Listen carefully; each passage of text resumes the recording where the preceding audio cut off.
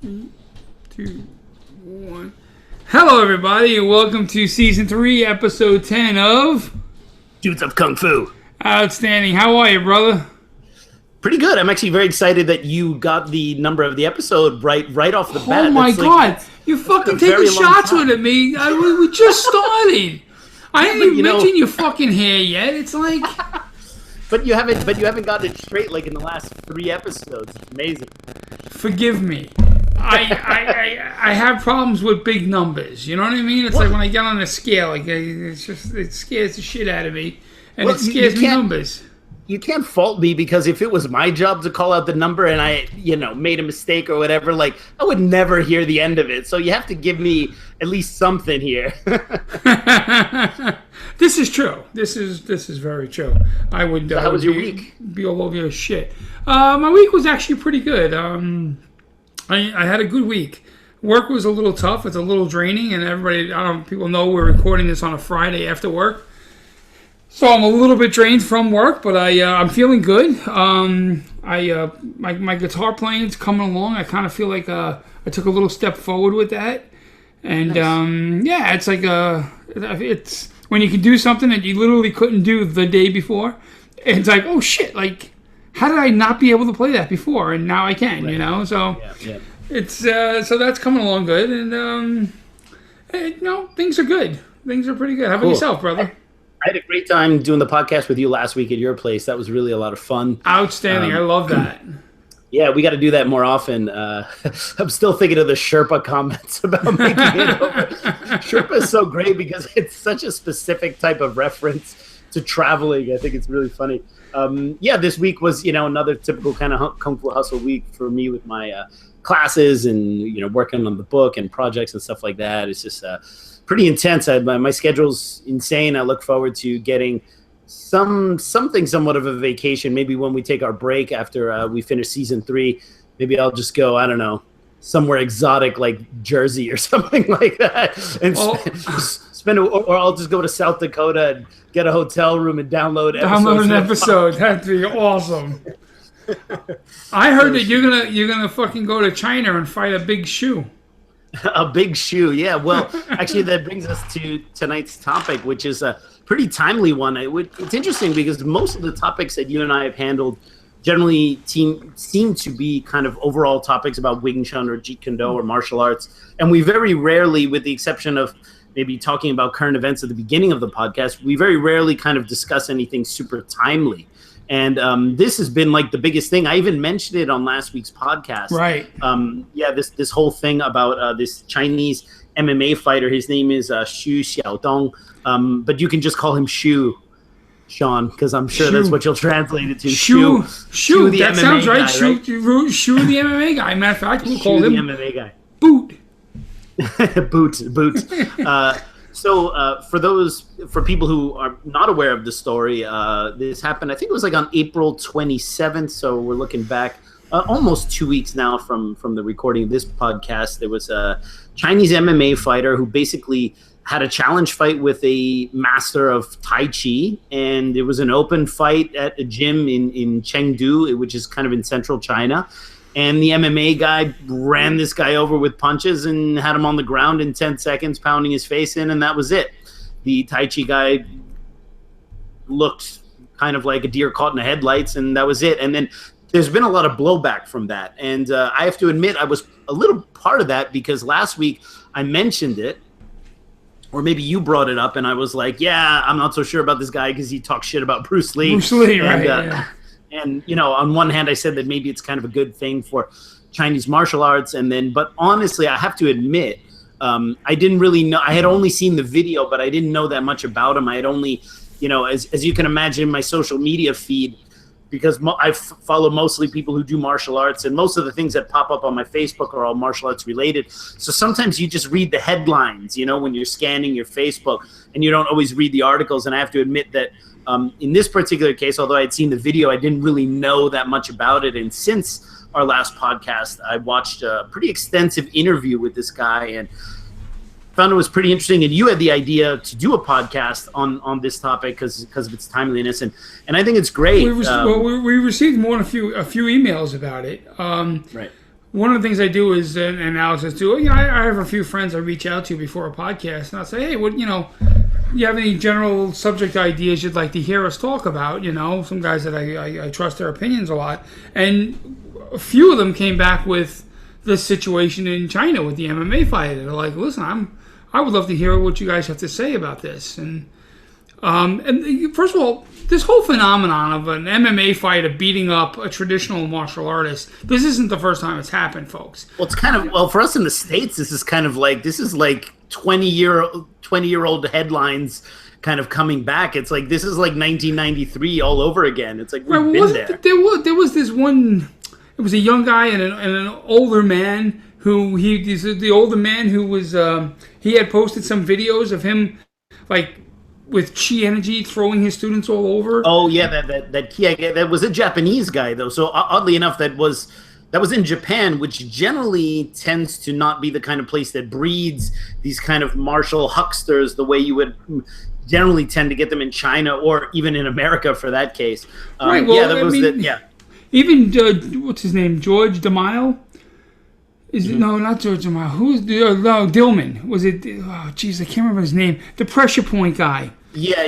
Dillman. I forget what his first name is. I think his name is Dillman. Yes. Yeah, I said James DeMille. I apologize. I think it's something Dillman. He's a pressure point dude, and they did a story of him going to an MMA gym, a Brazilian Jiu-Jitsu MMA gym, and to try his pressure point fighting out against resisting opponents. And one of them is a very young Stephan Bonnar. If you follow The Ultimate Fighter or the UFC, you'll know the name Stephan Bonnar. And one of the kids training there is like a 20-year-old Stephan Bonnar before he was in the UFC. And you can see like this guy Dillman is like, you know, hitting him with these fucking pressure point things. I think they're called chi whammies is the official term. And you can see like the guys in the gym are just kind of like shrugging their shoulders. No, I don't feel nothing. Right. So this whole idea of a realistically trained martial arts system debunking a lot of the bullshit in traditional martial arts is not really new. This one here kind of, I think because it has, it's got video that it became really popular really quick. But yeah, well, I mean, it is really nothing new. And I mean, obviously you have somebody who is either a seasoned street fighter, a seasoned boxer, kickboxer, MMA fighter, jiu-jitsu guy, people who have, have regular training with resisting opponents, and either they fought in the ring or they fought on the street or whatever, going against somebody who, most of their training is some kind of very traditional forms-based training or whatever. I mean, to even have to wonder what the result is going to be at the end of that, at this point in time, it's kind of ridiculous. I think what makes the story interesting, because again, like you said, we had that Ki guy in Japan who challenged the MMA guy. This has essentially already happened time and time again, but I think this is the first time it really happened in China openly. Right. And to a certain degree, China, in regards to martial arts, is still very insular. When you talk about mainland China, communist China, the martial arts scene there is in certain aspects very strange, because you have the state-run wushu, which is nothing more than just kind of gymnastics disguised as martial arts. But then you also have sanda, which is a legit kickboxing art, which is a little bit like Thai boxing minus the elbows but with throws, which is totally legit martial art. And then MMA is totally new in China. So a lot of the growing pains, if you can call them that, of kind of traditional martial arts merging with this new age of MMA and things like that, they're kind of starting to go through that now, whereas we already did that in the 90s after the UFC and the Gracies and everything. So I think the reason is because, China is such a huge audience. This video went viral really fast, just sheer because of the subject matter, and because it happened in China. It was just all over the place. It was pretty amazing.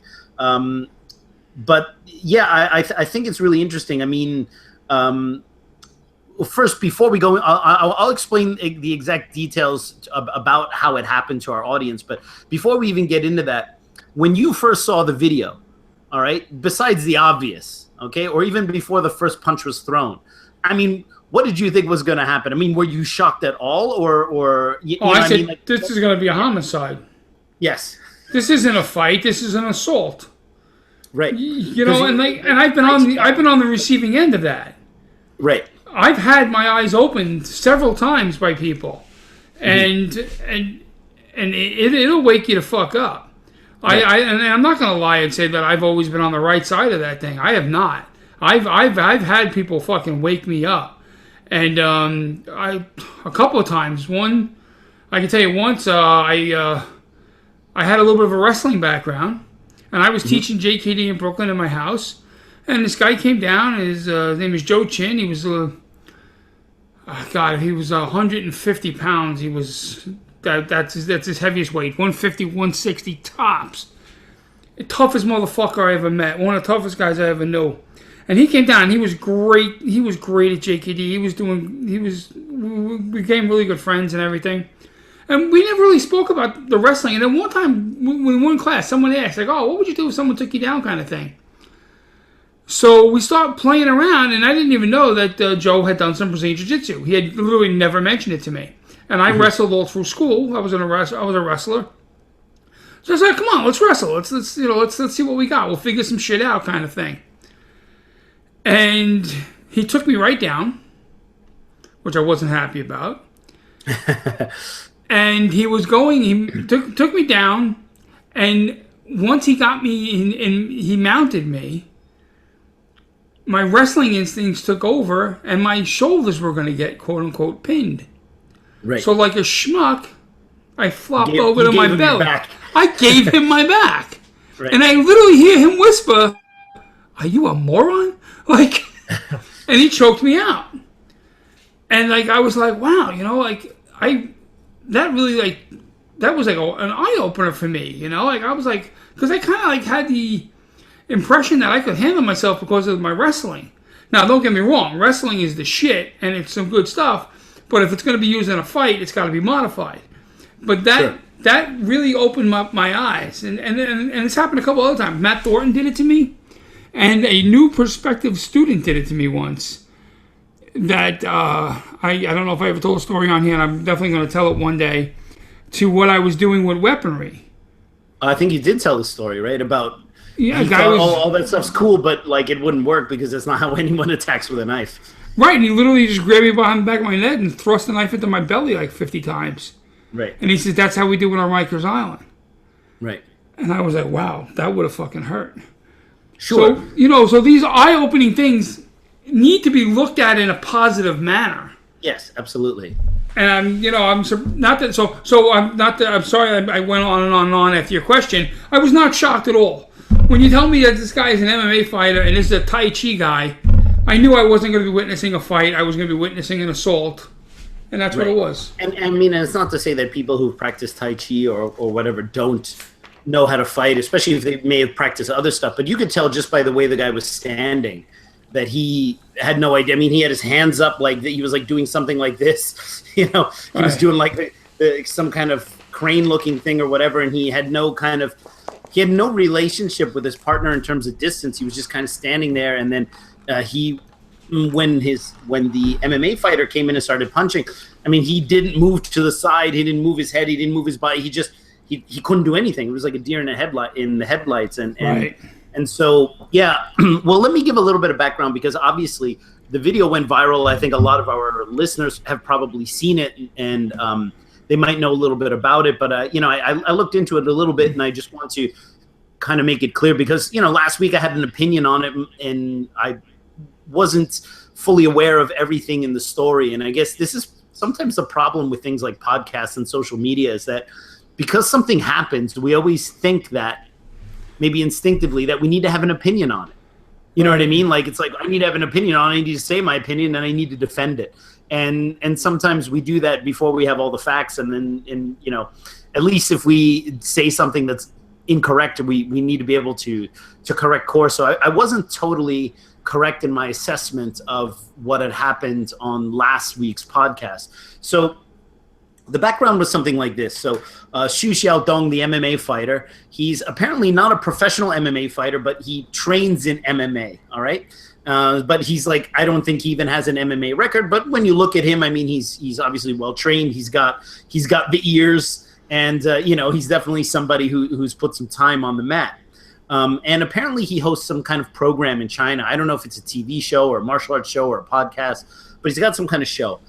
And he got into it with this particular Tai Chi guy. I think he's surnamed Lei, because this guy was kind of saying, it started that he said that he could essentially escape a rear naked choke easily, and that this was some kind of real simple technique. Okay, so the Tai Chi guy had a video where one of his students put him in a kind of a quasi rear naked choke. Of course, it's not a jiu-jitsu guy putting him in a choke. It's one of his Tai Chi students, right? And then he basically, but it's even one thing, like if your Tai Chi student knows how to legitimately do a rear naked choke, but this apparently was not the case. It was, some kind of half-assed attempt at a rear naked choke. And then the Tai Chi guy basically put his hand on the guy's elbow, which was under his chin, and just passed it over his head like he was taking his shirt off. You know what I mean? And it's like, I have been doing grappling and jiu-jitsu in some form or another, not as seriously as I've done Wing Chun, but since I was a teenager, and I've rolled on the mat with high-level black belts in Brazilian jiu-jitsu. And one thing, it's like, if somebody gets you in a rear naked choke, I don't know on what planet you think you can just put your hand on their elbow and pass it along. Yeah, really. So anyway, the MMA fighter Shu was a bit incensed by this video and saying, that's a bunch of BS, and how can you say that? And he basically started to call out this Tai Chi guy on that, right?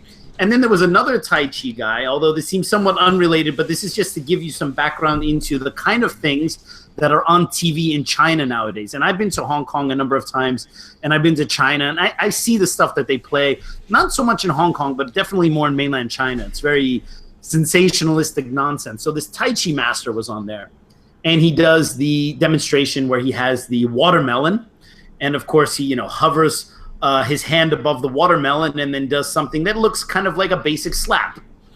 And then after that, they cut the watermelon open, and they see that the watermelon has been destroyed inside because his internal chi power was able to go into the watermelon and essentially destroy the guts. You know what I mean? Oh, and God, honestly, what a load of bullshit. Well, the funny thing, there's even a similar story about Leung Chan doing this. Now here's, and we can also talk about, this is a separate issue, and you have this always in Chinese martial arts. It's not the, hey, put on some gloves, go ahead and throw some punches at me, and I'll show you my X-style kung fu, whatever, right? It's always, bring out this brick. Okay, now watch me break it in this kind of way, or hold out your arm here and do this, or try to, put your hand on my shoulder and try to push me. It's always what I call, it's the pull my finger demonstrations. You know what I mean? Alex, you got to be able to do. You got to be able to do it. Do the boards don't hit back. Boards don't hit back. Right? Because it's the exact concept, right? You can break boards and shit. And the thing is, well, they're definitely legitimate feats of martial arts that have nothing to do with fighting. Like somebody who's trained martial arts for any time period may be able to do certain things that normal people can't do, and that's totally fine. But that is not really a demonstration of someone's fighting skill. That is a demonstration of your strength or your ability to bend a metal rod or to jump over something or whatever the demonstration is. But to say that because somebody who professes to teach martial arts does a demonstration, that somehow means something about fighting. You know what I mean? It's like, no. These are non-overlapping things here, So basically there was some, and so the guy did the watermelon demonstration, and then he did another demonstration, which a very famous Wing Chun guy from Europe who also goes to Hong Kong a lot claims that he is now learning this, all right? And it's an old Tai Chi demonstration where you have a dove or a bird in your hand, okay? And the science of it is actually legit. It's just I don't think anybody can do it. So if a bird wants to take off, it basically kind of crouches its legs, and then it kind of hops up so it can fly, at least so far as I understand it, right? It has to do some kind of movement by bending down before it can go up. So can you do that move again? I want to see that move again. That was useless for the people who listen. Sean, this is an audio podcast, right? I know, but I'm fucking dying laughing here watching you flap your fucking arms. So anyway, apparently you hold a bird in your hand, and you can feel the moment that it's trying to take off, and you either dip your hand down or dip your hand up. So you basically upset the timing of the bird trying to take off. You can keep the bird from taking off in your hands. All right? Right. So, I mean, what that has to do with stopping someone punching you in the fucking face, what that has to do with cauliflower ear guy, right. Stopping him from grabbing your legs, picking you up, and then making you, choking you with his legs. It has nothing to do with that, right? So anyway, apparently the MMA guy saw that, and he got really incensed because, he's fed up with all these Tai Chi demonstrations. And he talked to the producer of that show in China, and that producer admitted that the demonstrations were fake. Now, those of us, I'm hardcore into Chinese martial arts. I know all these demos are fake. I know how most of them are done. But basically, the producer admitted it to the MMA guy. So the MMA guy at this point, he's like, this is making Chinese martial arts look like a laughing stock. Right. So he calls out the first Chinese, Tai Chi guy or whatever who claims that he can get out of the rear naked choke. They have a lot of back and forth. The Tai Chi guy puts the MMA guy's phone number online, and there's all this ugly stuff back and forth, and they finally agree to fight in Chengdu. Chengdu is the capital of Sichuan, Sengdou for our Cantonese speakers out there. So they decide to have this fight, and that is the fight that you saw. So the Tai Chi guy's there, kind of there, flapping his arms like this, and the MMA guy just punches him and knocks him out, and that's it. He's on the ground. There's a little bit of ground and pound, and the fight is over, and the Tai Chi guy admitted defeat, and that was that. And then, of course, all the sensationalistic headlines came out after that. And so that's kind of what I want to go into next. But essentially, that's the background of what happened. So, I think it's, obviously, I'm the guy who's more from the traditional martial arts end of things, although you also practice Wing Chun. It's probably preaching to the choir to talk to you about what you think of these kind of demonstrations, Well, when I was a kid, I used to be impressed by them. But, but once I hit puberty, I realized they were bullshit. And I'm sorry, I don't mean to mock the demonstrations, just the people doing them. Because like Alex said, they are demonstrations of a certain skill. So no one's saying you don't have the skill. Is there a skill? I mean, I remember when I was a kid watching this is gospel truth at a block party.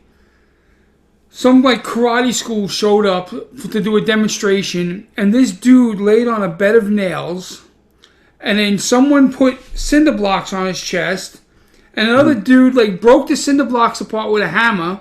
Yes. And then the dude stood up and he didn't have any holes in his back. Right. And I remember being like blown away. I remember turning around to my Uncle Louie, who was standing there, who at the time was a New York City detective. And this is a true story. I remember saying to my Uncle Louie, like, oh my God, did you see that? And he says, yeah, but in a street fight, how do you get the guy to put the cinder blocks on you? That's great. And I was like, what are you talking about? And he goes, it's bullshit. It's a fucking trick. He's like, it has nothing to do with a fight. He's like, come here. If I shoot him, is he going to... Yeah. No, your uncle was absolutely... It was your uncle, right? Yeah, it was my uncle. My Uncle Louie. Absolutely correct, because and that's the thing too, a lot of these kind of demonstrations were now, do you know, at least in Hong Kong, do you know why a lot of those demonstrations even came to begin with? I would guess, if I had I'm sorry, can I take a guess here? Yeah, you asked a question, I'm going to fucking answer, man. Let's see. Because they say that their techniques are so deadly that they can't actually do them. They have to use these demonstrations to have a safe way of demonstrating their technique and skill, and I'm wrong. Actually, it's way... It's way dumber than that? It's kind of way dumber than that, because here's the thing, at least in Hong Kong, a lot of Chinese Kung Fu Sifu, let's say back in the 50s, they couldn't really earn a living teaching martial arts because it wasn't really a profession that, according to the Chinese, at least in Hong Kong, I'm not talking about mainland China, teaching martial arts was not kind of like an above board kind of profession, because it was considered something that only gangsters did. You didn't really have commercial schools. Most Kung Fu Sifus taught either from their home or a shared space or something like that. So a lot of Kung Fu masters, because they obviously their body was very, especially people coming from hard styles, they had hard bodies and they could do things that were a little bit extraordinary that the average person couldn't do, they would go out into the street like Temple Street, and they would do these demonstrations for money. Right. So the demonstration that you talked about, in fact, in Cantonese they have a saying. It's called "mai mo," which means to sell martial arts. And so you see "mai mo." "Mai mo" is like these kung fu sivus, bending spears on their necks, and that particular demonstration that you explained, the guy's laying on a bed of nails and he has a cinder block on him, and then an assistant with a sledgehammer comes and breaks the cinder block or whatever. That is obviously, if you are not a strong person, you can't do that. But the physics of that have nothing to do with chi power, have nothing to do with extraordinary abilities, because anybody can lay on a bed of nails. Right. Anybody. Because you can do all the qigong breathing you want. It's not going to make your skin thicker. You know what you can't do, Sean? Lay on one nail. Lay on one nail. Right, yeah. Because my uncle, I'll never forget, because my uncle said, I remember my uncle speaking out loud so everybody can hear, yeah, if you really want to fucking impress me, take all the nails out and just leave one. Then lay on. But that's 100% true, because when you have like a bed of tons of nails, you are essentially spreading out spreading out the load so you can do it, right? But yeah, I would love to see somebody lay on one nail. Right. Once and leave with a punctured lung, right? Oh, so my God. And of course the breaking of the cinder block has more to do with the person wielding the sledgehammer, because essentially what they're doing is they're using enough power to break the cinder block but not going beyond that. So they just practice hitting the cinder blocks, and not a lot of that power is transferred into the into the person who's on the bed of nails. I mean, that's kind of a bunch of hocus nonsense. But that is unfortunately the kind of things that impresses the living crap out of the Chinese. Now, it's not just Western audiences that get impressed. You do that stuff in Hong Kong or China nowadays, still people go, wow, this is amazing. You know what I mean? And they really attribute some kind of supernatural abilities to the people who do that. And so what was interesting, though, and I think where I have to kind of admit that I was maybe a little bit too rash in my assessment with this guy, because I had heard that he said something about Bruce Lee, although to be fair, I didn't hear him say that in any interview, so I don't even know if that's true. They interviewed the guy after the fight. They interviewed Xu, and they kind of asked him, how this whole thing came about, and he explained that, the guy was talking crap about him, and he basically said, it's 70% personal between him and that particular Tai Chi guy.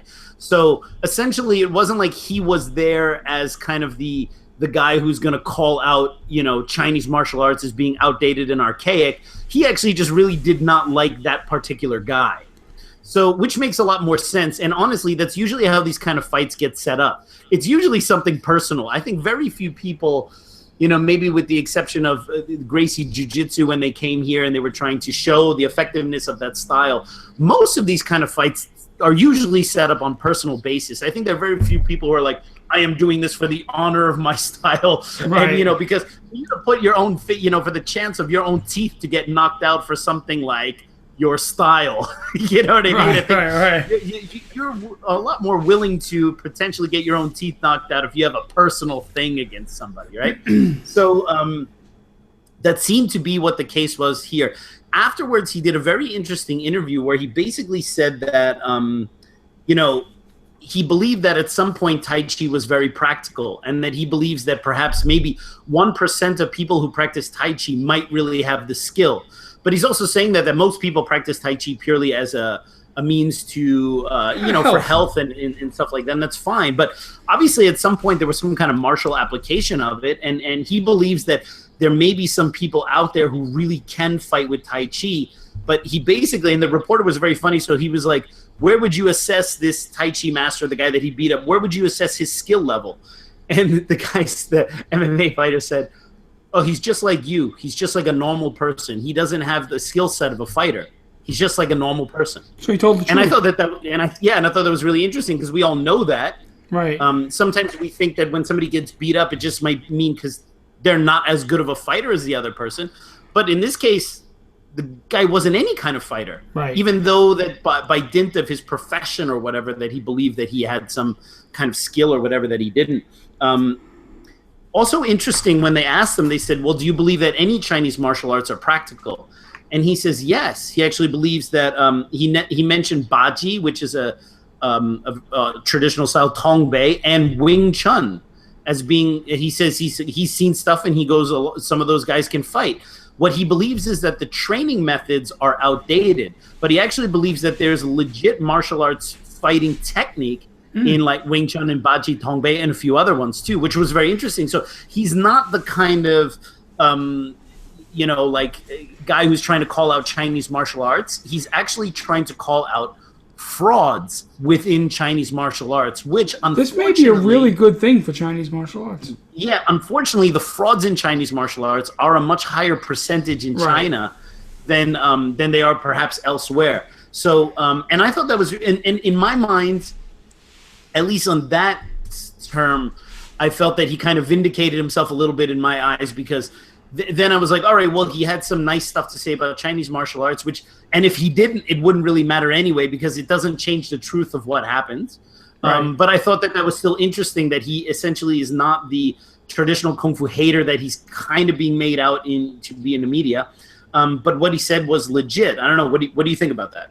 Well, I think it's 100% legitimate. I think it's really important for Chinese martial arts. In fact, I gotta stop saying China. It's really important for martial arts as a whole to pressure test and fight against resisting opponents. Now, it doesn't mean that if a Wing Chun fighter beats a Choi Foot fighter, that Wing Chun's better than Choi Foot or any other bullshit like that. What I'm saying is, if you have to take your system, you can believe in a traditional martial arts system, add modern training methodologies, and pressure test what you're doing. If you want to concern yourself with fighting, you have to do this. Yes. You know, it's funny. On Facebook, I have a friend of mine on Facebook, and in fact, he hosted once when Alex was out. Anthony Iglesias, who rubs a lot of people the wrong way. Anthony, I love you, but you're a bit of a pain in the ass to people online, and you know that. And one of the things he rubs people the wrong way about is when they post these demonstration videos. Mm-hmm. He always says, "Great, now show us you're doing it while you're sparring. Show us something like that while sparring." Right. To impress, to impress upon us the fact that it actually works. Not so you can impress me as a person. Impress upon us the fact that what you're showing as something to use in a fight can actually fucking work against someone who's trying to hit you. Yes. And when we train in martial arts, if you're going to train in a martial art, like say Tai Chi, where most of the training and methodology is built around improving your health and the flexibility in your joints and things to that effect and forms, that's fine as long as you know what you're doing.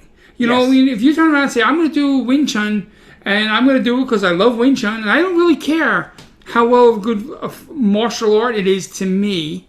Right. I'm not worried about that. I carry a gun. You know what I mean? Whatever. then who cares? You can live in your own little fantasy world. But if you're training in a martial art for the sake of self-defense, well, then you need to do some shit to make sure that what you're doing will work in a self-defense situation. Right. I can't speak for all of Jeet Kune Do, but I can tell you one of the things that I love to do with new students when they start working with me. And forgive me if I've mentioned this before, but it's important. At least it's important to me, and I'll try and tie it in with what we're speaking about. Is when guys start coming out and train with me, Alex, if you were brand new and they're just going to use you as an example, your guy comes in to train with me and he's had very little training in martial arts or whatever, and I'll basically show them how to stand so that they won't fall over, how to step so that they won't fall over, and how to throw a jab. And then I'll sit down and say, okay, now throw the jab slowly to the air, and then I hold the focus mitt up. And I move around a little bit with them, and I have them hitting the focus mitt. And then I have them responding to my jab, basically just a little bit of head movement, and a little pat to the side. And then count, and I work on I'll say, okay, I'm going to jab, I just want you to pat it, and counter jab. Pop, pop, pop, pop, pop, pop, and develop a little bit of an understanding of timing. Literally less than one. They walk out being a little bit better as a fighter than the day that than the hour ago than when they walked in, because they're doing something that even in this short time will help develop a skill that can be used in fighting. And that's important. Being able to move in relation to another person, like you had stated earlier in the podcast. In order to be able to move in relation to another person is a vital skill. These demonstrations that people do in martial arts, like the bed of nails or breaking of the boards and all that other fucking bullshit that doesn't mean anything, has absolutely nothing to do with martial arts. The fact if you can punch through a wall, bully for you. But if you can't be in the right position at the right time and have the guy that you're fighting in the wrong position on off balance when you're doing that punch, it means diddly dick. So this can we call it a BMO, whatever?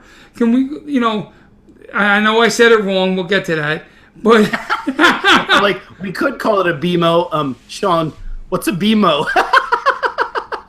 I fucking hate you on so many levels. BMO. BMO, whatever the fuck you call it. I think this bullshit fight was so important for Chinese martial arts. I think it's awesome. I really do think it's awesome, because you can have tradition in your martial arts. You can be a traditional person. That it doesn't mean you have to train like they did in 1700 without using any kind of modern training methodologies. Right. Learn how to move. Learn what's working for you and what's not working for you. If you want to do something simply because you love it, do that. But sure, it's just important that they understand that that's what they're doing. That right. Essentially, but you have to know that. Some traditional forms of martial arts are so, let's just say, antiquated. Because, at some point you could fight with that style, because obviously martial arts were created in order to fight, and perhaps that the transmission from generation to generation, like as I mentioned before on other podcast episodes, part of the problem in Chinese martial arts is that the conversation is always about the form and the version and the hand here. No, it should be there. Should be the conversations that when you go on Wing Chun, wherever people are chatting about Wing Chun or commenting about Wing Chun, or Chinese martial arts for that matter, it's always like about like the who learned from whom and what version of the form is this, and this guy added this part in the form and this shouldn't be here and that and then that. Whereas nobody's really talking about the function. So much so that like when Anthony, like like you had mentioned, wants to say like, yeah, well, how do you use that in fighting? He doesn't realize that he's interjecting a conversation point that's actually not what's really in kind of top of mind for the people who are even talking to begin with. They're discussing maybe martial arts from a historical perspective, or a certain form or a certain move or how to do this or whatever, and then he comes in kind of from left field with that kind of comments or whatever. Right? That's why he rubs people the wrong way. But the fact of the matter is most cases, he doesn't do that to people when they're demonstrating a form. He's not sitting... If a guy shows a form and says, okay, when I do my bong sao this way... It's when they show these demos, like there's 6 guys around you, or you're fighting 3 guys, and it's like, bang, bang, bang, bang, this like kung fu commercial. Yes. And Anthony's saying, well, can you do that against one of your opponents? Right. Can you just handle one of your opponents like that sparring? You just took down 6 guys in some choreographed bullshit. Can you do that against one guy when it's not choreographed? Sure. I just think, what? I think. It's not to say that he doesn't have a legit point. It's just saying, like, sometimes, it's like different languages. You have somebody coming in speaking a totally different language, and I'm also, for me, I believe in living in a very Wing Chun-like way, applying the principles of Wing Chun to my daily life, and one of those things that Wing Chun is based on is efficiency and not wasting time. And I always find that to engage in a conversation when even when you have the correct point. Right. Oh no, I got you totally. A bunch of fantasy dudes jumping around like this. Yeah, I'd like to see that, whatever. Even though you're right, you're actually the troll. Right. Yeah. Because and you're not going to win them to your side. You're essentially kind of Making them band together more. Yeah, but you're banding them together against you, and you're essentially just doing it for your own gratification. So it's kind of like I stopped arguing with people online years ago, and like occasionally if somebody trolls me online or says something bad about me, like I will like the comment. Right. So it's kind of like that. And speaking of backlash, so Xu Xiaodong, our embattled Chinese MMA fighter, has experienced a massive amount of backlash in China, as you can imagine, because Chinese martial arts, especially the National Wushu Federation or whatever, is a state-run thing run by the Chinese government, and he basically and they're very flexible, right? They called his action barbaric and against the ethics of martial arts. The latest article that I read, he's actually in hiding right now. Wow. Yeah. And there's even a UFC fighter named Wang Guan. He's a Chinese. He just signed with the UFC, and he even condemned what this guy did to the Tai Chi guy. So the thing is, even like the legit UFC fighters from China, they're not all on Xu's side, because he actually found this Wang Guang, this new UFC fighter, said that what Xu did was completely disrespectful. And he also wanted everybody to know that Xu is not a professional fighter and does not hold a record, and that he's basically doing this solely to represent himself. And that was the other thing. Like when I watched the interview, and Xu brought up a lot of very legit points, like the things that we've been talking about. But there was something about him where I still felt that he was kind of doing it for self-promotion. Now, that's just my opinion. That doesn't necessarily mean that that's true. I mean, the dude's in hiding now, so if he did it for self-promotion, it kind of blew up in his face. Xu claims he's fighting fraudulence. And most of the establishment, of course, they feel that he's doing something disrespectful. But I'm kind of ambivalent on it. I think, like you said, Chinese martial arts does need this wake-up call, but I don't think that the audience in China sees it that way. They just see it as an act of disrespect. Right. And of course, I've even heard stories that the Tai Chi guy who lost, his own Sifu said, oh, well, yeah, my student wasn't that good, or he didn't complete his training, which is typical in Chinese martial arts. If a student loses, he's the newest Kung Fu genius. Your Chinese martial arts instructor will throw you under a bus. Or even if you're successful in this, let's say you leave your instructor and you have run a successful school in New York City or whatever, your ex-Chinese instructor will run you over and throw you under the bus. So that's funny. It just unfortunately seems to be a trait. Now, Xu said something really interesting, because he said, and of course, and I don't want to say anything controversial. I'm the messenger here. I'm just saying what Xu said. He said that he feels that there's something somewhat underhanded in Chinese culture, where they're always kind of trying to win by trickery or deception. He said even things like groin kicks and jabs to the eyes. This is like they're always trying to find some way to cheat in a fight. Of course, and we can have our opinions on that or whatever. But he said that he had traveled to Japan and he saw how the Japanese practiced there, and that they, the entire idea of the Bushido code and being respectful also exists in the MMA gyms in Japan. Right. So that he said, he's like, unlike the Chinese fighters, he goes, the Japanese guys, they don't take a break to get a drink of water, and they don't, and they will do one technique for the entire session and just work it until they get it perfect. And even if they had a great session, they will apologize to their coach at the end for not doing as well as they should. And he said, and and obviously Japan and China have a very, very contentious history, to say the least. Sure. So of course China has a lot of rightfully so baggage based on especially what happened in the Second World War, and of course that had happened before them at that time as well too. So that the Chinese always have this thing where they want to beat the Japanese, but it's according to Xu, he says they don't want to do it in a fair fight. They want to figure out some way to kind of trick them and beat them, and because there's a lot of things on Chinese TV where these Chinese martial art masters are beating Japanese masters on TV. And he says these guys are paid, and half the time they're not even really Japanese guys. They're like Mongolians from the north of China. And he goes, and he finds it so dishonorable, because he said they even had a match where a Chinese girl, some Sanda kickboxing champion, beat like an adult Japanese guy on Chinese TV. And of course, this always happens in China. Right. He says you of can course. see that I haven't seen the fight, but he says you see the guy gives up, and he's basically just a student, and he probably did it because he got a bunch of money so that now he can pay for his studies or whatever. And he goes, and that's the problem with China, is that they are not willing to look into the hard questions of no problem. They're not willing to look into the hard questions of, you know, having a fair fight and what does that mean to actually beat somebody when it's a level playing field. Right.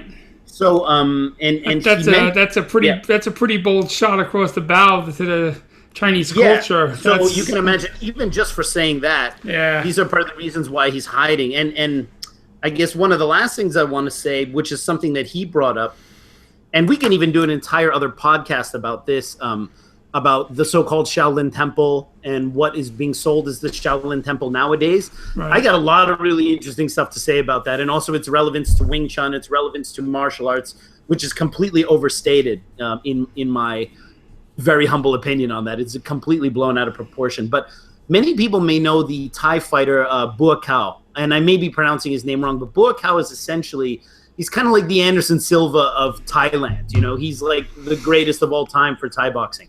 And he's amazing. And if you watch videos of Bua Kao training, I mean, he is a machine. He's one of the scariest people you'll ever see. Well, he had a match in China with this famous Shaolin monk named Yi Long. Now, Yi Long claims to be a Shaolin monk, but really he's actually a Sanda fighter, which is a Chinese style of kickboxing. Very respectable.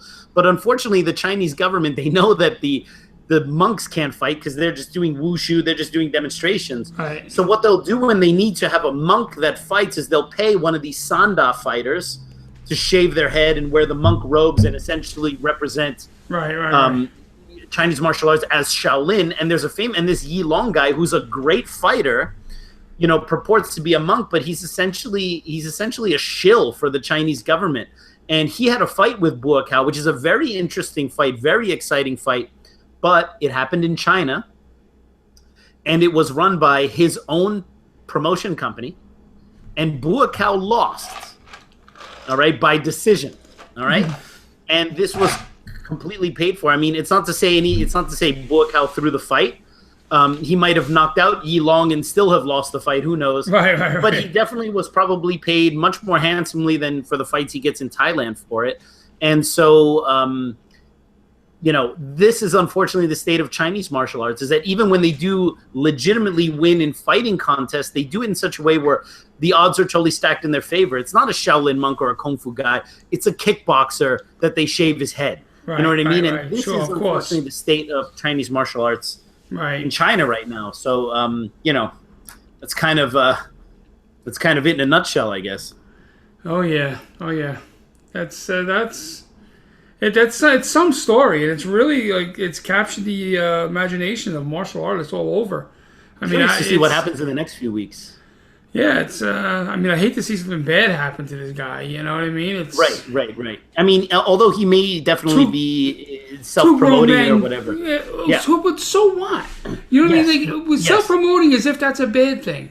You know the what I mean? message Like, is totally true. Yeah, but everybody, actually, and no one that's owned. You know what, folks? If you own a website or have a Facebook like page, or if you like, how dare you? How dare you? Like, what are you saying? You know, you can't fucking shit on someone for doing self-promotion. You're doing the same freaking thing. He's just getting better at it because he has more likes than you now. You know, it's just it is what it is. You know, I think this is it's a really, really interesting story, and yeah, we'll see what happens in the next few weeks. I mean, he definitely pissed off some people in the high levels of Chinese government. So if this guy disappears off the face of the planet, I would not be surprised. That would be horrible.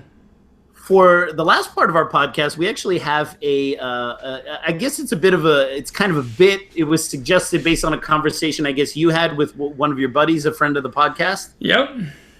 Yeah, I was chatting with a friend of mine, and he had mentioned that he would love to see Alex do a book on Cantonese for Wing Chun. And I was like, wow, that's a really cool idea. For all 8 people out there who would buy it. You think 8 people would buy it? There's that many lonely fucking people out there? I could convince 8 of my students to buy that book, but that's probably about it. But what I think is cool is it would be fun if Alex, because he does speak Chinese so well, and try and teach me Cantonese on the podcast. And in doing so, teach you, the listener. Yeah. Some so Cantonese. I think that, and which I think is a great idea because obviously a lot of our podcast listeners, because we are Wing Chun and Jeet Kune Do specialists, it's Cantonese is kind of the main language, and I think that we could do some of the the mottos, the kun kut, the famous sayings of Wing Chun. We could, but also do some slang. Cantonese is just rife with some just amazing slang, which I would love to teach you. And of course, if people out there have any things that they want to learn, they can write in and ask. And of course, I'm not the best at Cantonese. I mean, I can hold a basic conversation down, but my pronunciation's okay. And if it's something I don't know, I can ask my wife. I can figure it out, and I can teach you guys the correct pronunciation by the time the episode rolls around. So today, since I can barely speak English, right? Alex is gonna teaching me this should be interesting. Next week, I'll teach you how to say BMO correctly. So there's a famous Wing Chun saying, or usually in the Lungting system, we just call them mottos or maxims, right. But in Chinese are known as kun kut, which is others walk the bow, but I walk the string, which is basically the saying that other martial arts styles may advocate the use of round lines and curved punches, but in Wing Chun we use the straight line punch. So basically, while others walk the curve, we walk the string, and that in Cantonese is so. I'll say it one time for you, and then I'll repeat it so you can learn the individual bits. Okay. Oh fuck! This so is gonna suck. Yan hang gong, ngo hang yin. All right. So stop when you're ready. The first word, yan. Yan. Yan. Yeah, yan. And it has to be like a low falling tone. Yan. Yan means people. All right? Yan. Yeah. Now, slightly longer vowel sound, hang. H-A, like you're saying H-A-A-N-G. Hang. Hang. Yeah, so it's yan hang. Yan hang. Yan hang. Yan. Yan hang. And Yan then, hang. so that literally means people walk. All right? Yan hang, right? Yan and then hang. gong means the bow. All right, like G-U-N-G, almost same Gong. pronunciation as kung fu. Actually, Right. same pronunciation, but not the same word. So it's yan hang gong. Yan hang gong. Close enough. Now comes a special one. Ngo. Oh fuck that. Ngo. No. So that's N-G-O-H. Ngo. No. So that NG sound, for people who don't know, it's kind of in the not really in the back of your throat. It's almost in your nose. Ngo, ngo, ngo. Ngo means me or I. All right. Hang, same hang like before, to walk. Hang. And then string is yin. Yin. So it's yan hang gong, Yan hang gong. ngo hang yin. No. Hang yin. Awesome, perfect. So others walk the bow, I walk the string. So there you go. We have made a proper Cantonese. So now you can say "yamo gao chaw," which is like "what the hell." All right, I taught you how to say that. Yeah, so you can basically start shit with somebody in Cantonese, and you can tell them, others walk on bows, but I walk on a string. So you can basically say two completely non sequiturs to somebody in Chinese. All right? Which is basically how I speak English anyway, so. Right. And you also mentioned that you have an IT guy at your work that is a Cantonese speaker, and you've used that "yamo gao chaw" on him. Oh, I love it. It just pisses him off every time. So next time he goes in there to fix a computer or something like that, you should tell him, "Fai di la, Fai di la, fai F-A-A-I, fai di, like the letter D, but you say it short and loud. Di, di, perfect. And then la, like L-A, la. But of course, when you're trying to get them to hurry up, because people always ask me, when they go to Chinatown. Fai di la. when they hear people speaking Cantonese, they always hear those sounds like la, or wo at the end of the sentences. And they always go, what the hell is that?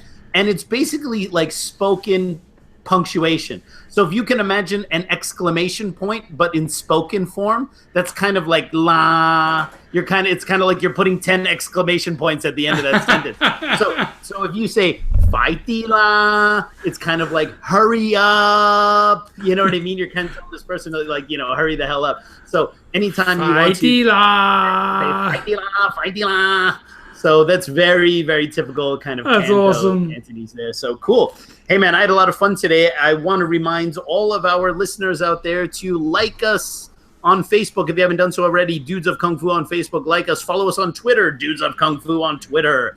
And as always, send in messages via the ideas. Or now, if you have things you want me to teach Sean in Cantonese at the end of the podcast, go ahead and send those things in. And if you're on Android or iTunes, if you're on that podcast app, please write a review in the podcast app for our podcast. And that definitely helps get the word out there. Like the podcast, repost it, and pimp us out a bit. We'd appreciate it. That's all from me, Sean. Yeah. You dumb motherfuckers, by the time this podcast comes out, Mother's Day is going to be here. So, buy a box of chocolates so you can at least still hold hands with your wife by the next day. All right, cool. And with that, we'll see you guys next week. Take care. Bye-bye.